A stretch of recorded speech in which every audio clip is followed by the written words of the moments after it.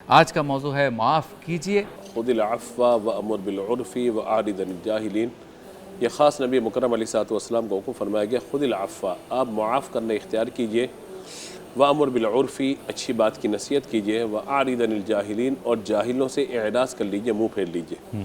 اس آیت میں 3 باتیں بیان ہوئی ہیں۔ پہلی بات ہے کہ معافی کے حوالے سے عام طور پر یہ دیکھا جاتا ہے کہ کوئی شخص اگر غلطی کرتا ہے تو جو اس کا بڑا ہے وہ اس کو معاف نہیں کرتا، درگزر نہیں کرتا، یعنی ایسی غلطی جو قابل معافی ہو تو اس کو معاف کر دینا چاہیے، اور قابل اصلاح ہو تو اس کی اصلاح کر دینی چاہیے۔ یہ رویہ آج ہمارے یہاں ختم ہوتا ہوا نظر آ رہا ہے، یعنی فوراً ایکشن کا ریئیکشن ہوتا ہے غلطی کی، تو سامنے سے جو منہ میں آیا بولا، اگر کوئی زیادہ غصے میں آیا تو ہاتھ پاؤں بھی مار دیے اس نے، اور اگر زیادہ غصہ آیا تو میں سسپینڈ کر دے، نکل جاؤ تم یہاں سے۔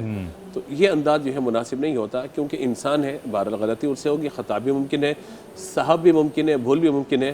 جان بوجھ کر کون چاہے گا کہ میری بے عزتی ہو، جان بوجھ کر کون چاہے گا کہ مجھے جو ہے طنز و تنقید کا نشانہ بنایا جائے۔ تو اگر خدا نخواستہ کسی سے ماتحت افراد کے بارے میں کوئی غلطی ہو جاتی ہے، یعنی ماں باپ ہیں، اولاد کا معاملہ، استاد ہے، شاگرد کا معاملہ، بڑے ہیں ان کے چھوٹوں کا معاملہ، کہیں بھی، تو خذ العفو، معاف کرنا اختیار کیجئے۔ اور معافی کا معنی یہ نہیں ہوتا کہ جاؤ تمہیں معاف کیا میں نے، یہ معافی نہیں، یہ بدماشی ہے۔ معافی یہ ہے کہ یعنی جاؤ میں نے تمہیں معاف کیا، اور جب یہ الفاظ ادا کر رہے ہوں تو دل بھی اس کی طرف سے صاف ہو چکا ہو۔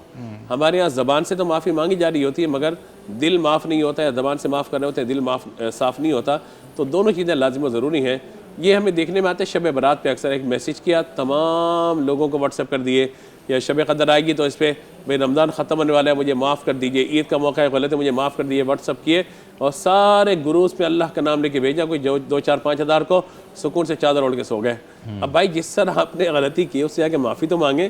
واقعی آپ نے اگر کوئی کسی کے لین دین کے معاملات ہیں، لین دین کی ادائیگی تو کریں، اگر آپ نے کسی کی دل آزاری کی ہے تو اسپیسیفک جا کر اس چیز کی معافی تو مانگیں۔ تو یہ نہیں ہو رہا ہمارے یہاں۔ تو ایک تو یہ کہ معافی مانگنے والا وہ درست طور پر معافی مانگے، اپنی خطا کی، اپنے گناہ کی، یا اپنے جرم جو ہے اس کی معافی مانگے، اور اگر وہ جرم قابل تلافی ہے تو اس کی تلافی بھی کرے۔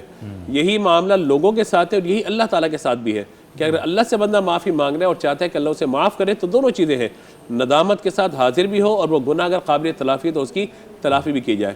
نبی مکرم علیہ الصلوۃ والسلام کے عفو درگزر کے واقعات ہم دیکھتے ہیں۔ حضور کی صاحبزادی حضرت سیدہ زینب رضی اللہ تعالیٰ عنہ جب یہ مکے سے مدینہ ہجرت کے لیے آ رہی تھی، لوگوں کو خبر پہنچ گئی کہ ہجرت کے لیے جا رہی ہیں، تو حبار بن اسود وہ آیا، اور اس نے آپ کو روکنے کی کوشش کی، یہاں تک کہ نیزوں سے مارنے کی کوشش کی، آپ پیچھے ہوئیں، تو آپ اس وقت حالت حمل میں تھی، آپ اونٹی سے گری، آپ کا حمل ساقط ہو گیا۔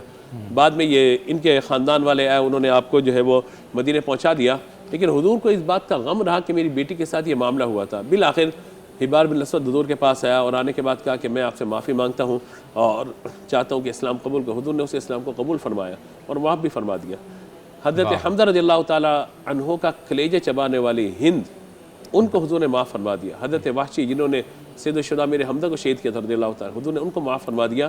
یعنی یہ وہ ہیں جو جان کے دشمن ہیں، حضور نے ان کو معاف فرما دیا۔ اب حضور کی سیرت کی ہم بات کرتے ہیں، حضور ہمارے نبی ہیں، تو پھر ہمیں بھی چھوٹی چھوٹی باتوں پہ درگزر کر دینا چاہیے، معاف کر دینا چاہیے۔